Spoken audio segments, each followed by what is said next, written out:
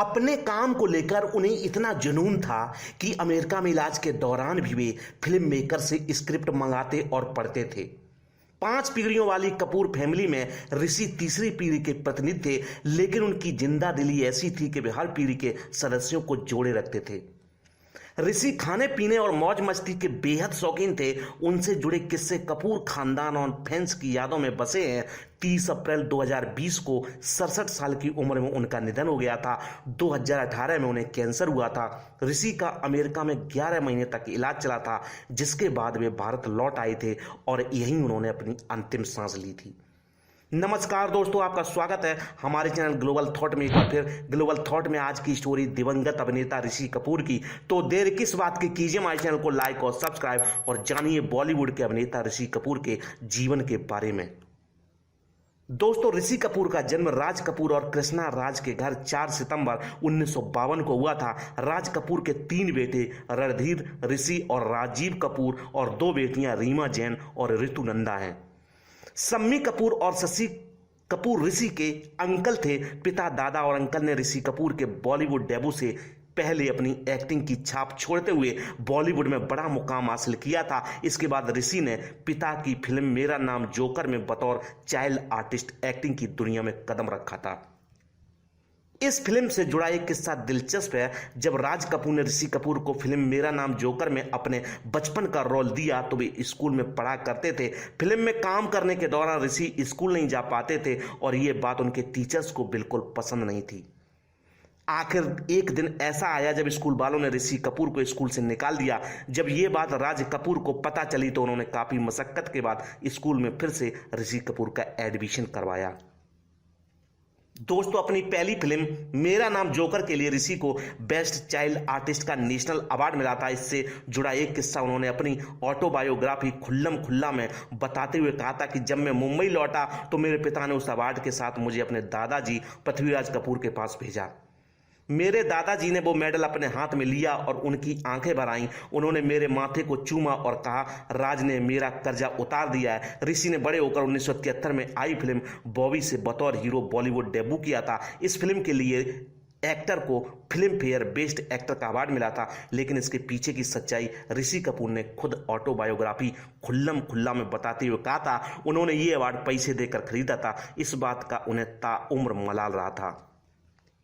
ऋषि कपूर ने कहा था कि ऐसा उन्होंने अपने पीआर के कहने पर किया था। वे केवल 22 साल के थे और उन्हें पैसे कहां और कैसे खर्च करने हैं इसकी समझ नहीं थी। इसलिए जब पीआर ने कहा कि 30,000 रुपए में वो अवार्ड दिलवा सकता है तो उन्होंने दे दिए, लेकिन बाद में उन्हें अपनी गलती का एहसास हुआ और समझ आया कि उन्हें ऐसा नहीं करना चाहिए था। दोस्तों, ये बात साल 1975 की है जब ऋषि फिल्म रफू चक्कर की शूटिंग कर रहे थे। इस फिल्म में ऋषि कपूर एक लड़की का किरदार निभा रहे थे। इस फिल्म की शूटिंग कश्मीर में हो रही थी। एक दिन शूटिंग के दौरान एक्टर को बाथरूम जाना था, लेकिन उस समय ऋषि लड़की के गेटअप में थे, इसलिए जो जेंट्स बाथरूम में जाने से शर्मा रहे थे, जब उनसे रहा नहीं गया तो मजबूरी में वो जेंट्स बाथरूम में ही चले गए। ऋषि कपूर जब बाहर निकले तो वहां खड़े लोग उन्हें देखकर चौंक गए थे। जब लोगों को पता चला कि वो कोई और नहीं बल्कि ऋषि कपूर थे तो किसी को यकीन नहीं हुआ। राज कपूर ही ऋषि को फिल्मों में लाए थे, लेकिन एक ऐसा समय आया जब ऋषि ने उनकी फिल्म ठुकरा दी थी। दरअसल राज कपूर एक फिल्म बनाना चाहते थे जिसमें वो ऋषि कपूर को कास्ट करना चाहते थे।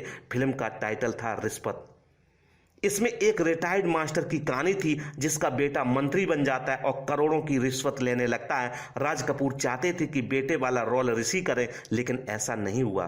दरअसल ऋषि भ्रष्ट बेटे का रोल करने में सहज नहीं थे, इसलिए उन्होंने इस रोल को ठुकरा दिया। बाद में राज कपूर का निधन हो गया और ये फिल्म कभी नहीं बन पाई।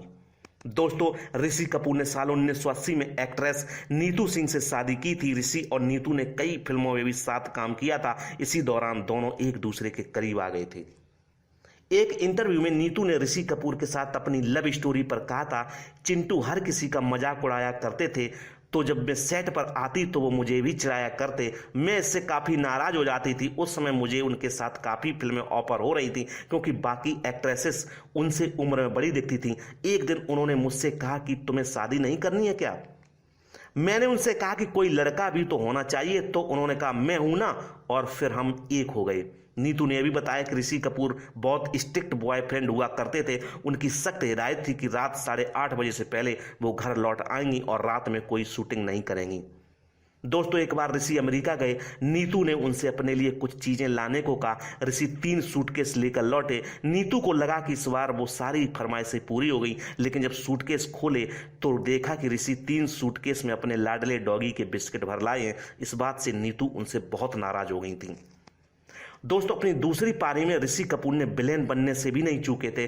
2012 में रिलीज हुई अग्निपथ में रऊफ लाला का किरदार उनका सबसे अलग किरदार था। इस फिल्म के एक्शन सीन्स में ऋषि को कई चोटें आई थीं, लेकिन वो बिना फर्स्ट एड के शूट करते गए। उन्होंने कोई बॉडी डबल यूज नहीं किया। इस रोल के लिए ऋषि कपूर को IIFA best negative role award दिया गया था।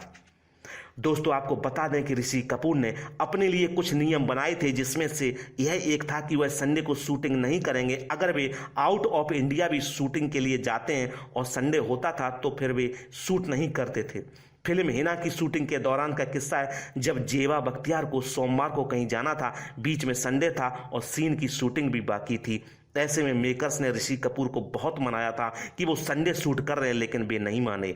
उन्होंने कहा था कि अगर मैं आज आपके लिए शूट कर लेता हूं तो दूसरे डायरेक्टर्स कहेंगे कि खुद के घर की फिल्म के लिए आपके उसूल नहीं है, लेकिन हमारे लिए तो यह गलत बात है।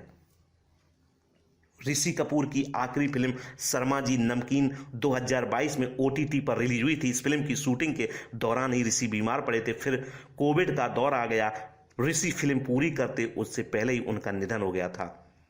ऋषि कपूर ने शर्मा जी का किरदार 65% तक शूट कर लिया था। बाकी बचा हुआ किरदार परेश रावल ने शूट किया था। यह पहली ऐसी हिंदी फिल्म है जहां एक ही किरदार के 2 दिग्गज कलाकारों ने प्ले किया था।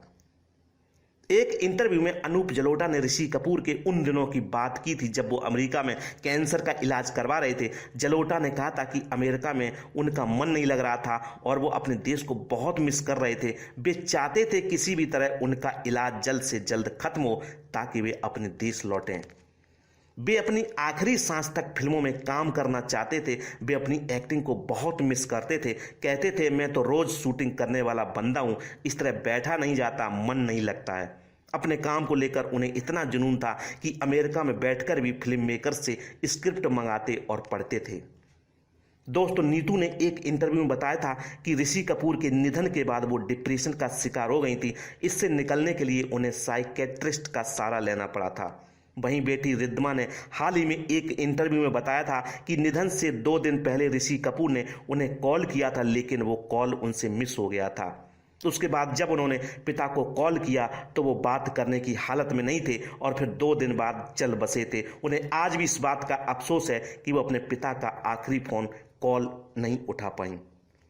आज की स्टोरी आपको कैसी लगी कमेंट बॉक्स में कमेंट करके जरूर बताएं, और अगर हमारे द्वारा दी गई बॉलीवुड स्टोरी आपको अच्छी लगती है तो मेरे चैनल को लाइक, शेयर और सब्सक्राइब करना ना भूलें। धन्यवाद।